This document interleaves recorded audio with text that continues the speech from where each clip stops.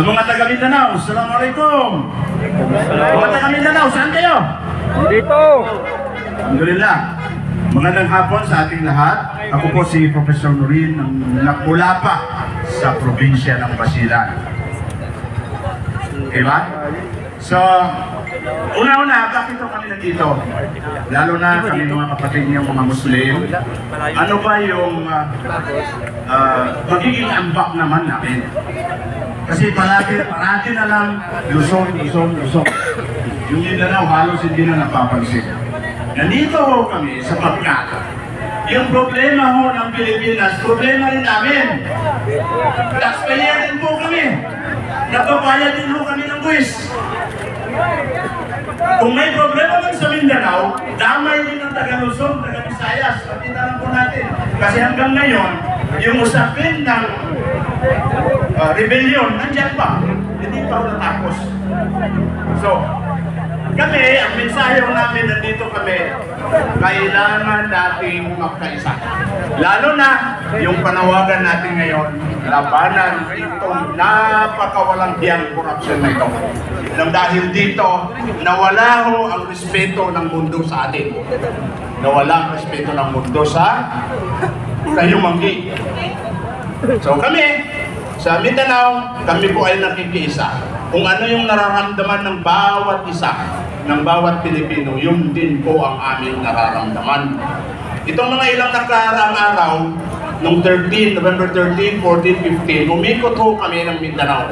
Sinamahan po namin yung idol natin na nag-iisang kongresistang bumangga ng pader. Walang iba si Congressman Kiko Barsaga. Magkasama po kaming dalawa. Ano pong pakay niya pumunta ng Mindanao? Tinanong niya kami sa Mindanao. Kung hindi man ditino yung gobyerno natin sa ganitong kalakaran na lamang, biruin nyo, hindi lang yung budget ng 25, pumirit pa sa budget ng 26. Di po ba? May hirit pa doon eh.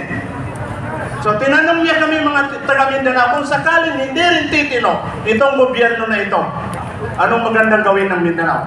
Kasi siya itong nagtanong eh, okay lang ba sa inyo na ihiwalay na kayo? So papayag ko ba tayo na magkahiwa-hiwalay tayo? O hindi. Alam kong mahal namin kayo, mahal nyo rin kami. Pero malabo talagang tingnan, nahahantong tayo sa ganun. Kasi kami naman, hindi kami utanga.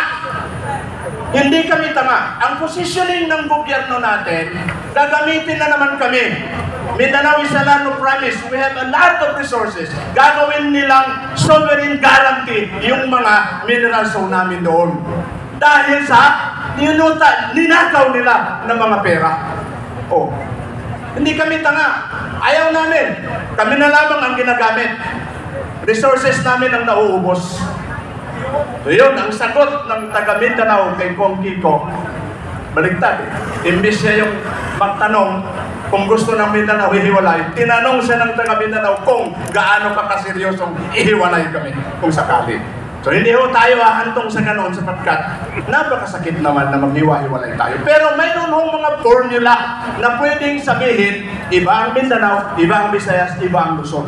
Mayroon namang tinatawag na federalismo. Baka pwede na natin pag-usapan yun.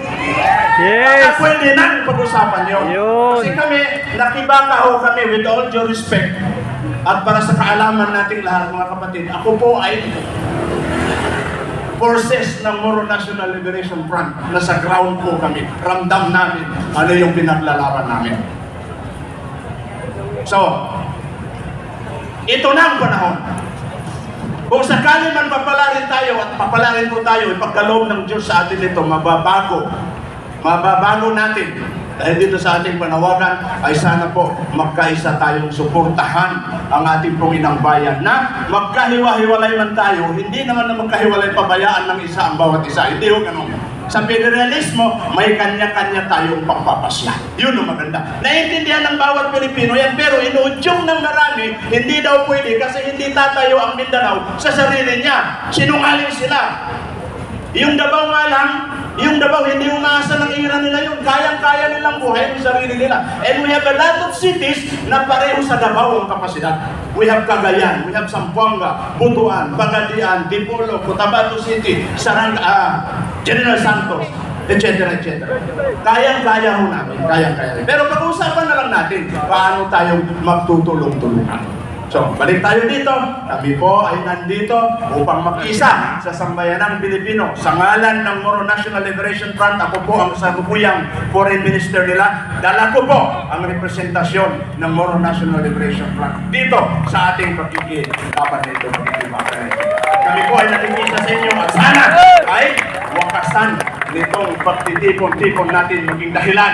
Kasi kung hindi naman po tayo kikilos, sino po? Ang Diyos, hindi tayo tutulungan kung hindi naman po tayo kikilos. Magandang hapon po at maraming salamat sa atin.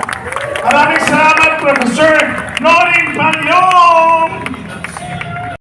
Amin ni Speaker Martin Romualdez sa Guado Building in front of Gate 4 ng Malacanang at nandun din po si Yusok Jojo Caris. During the meeting, binigay po ni Yusok Adrian Bersamin ang listahan na worth 100 million. Tinanong ko po si Yusok Adrian kung saan galing ang listahan.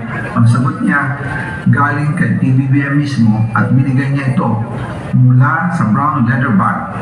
Nung sinabi po ni Yusek Adrian Bersamin, yung brown leather bag, naalala ko nung nasa Singapore kami, right after the elections, May 2022, sa Hilton Hotel, kami ni dating Speaker Martin and PBBM, habang pauwi at pabalik ng Pilipinas, hinabol ng PSG ang brown leather bag at ang sabi ni PBBM, maiwan na lahat, wag lang ang brown leather bag.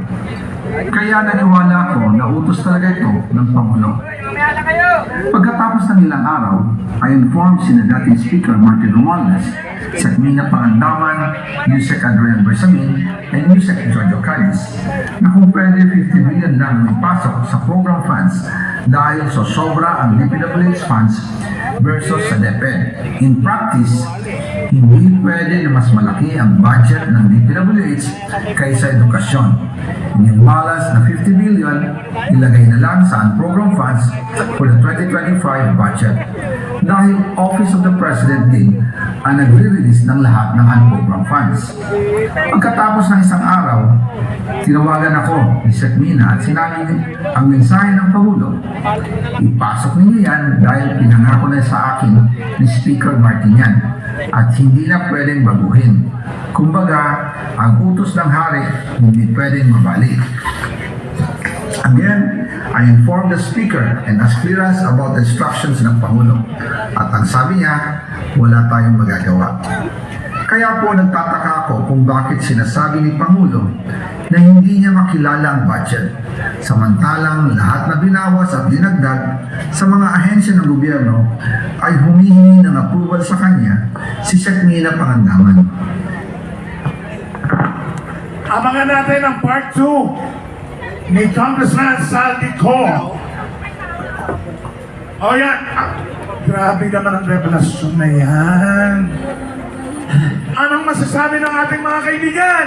Di ba may part 3 na yan? Anong masasabi nyo? Ano? Labas na ninyo, may part 2, part 3 na yan. Ano? May part 3 na yan.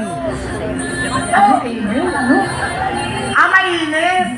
Ano Diba? gagawin natin? Ito nga, mainit nga ang pinag-uusapan natin dahil lang ang revelasyon ni Attorney Saldi Co.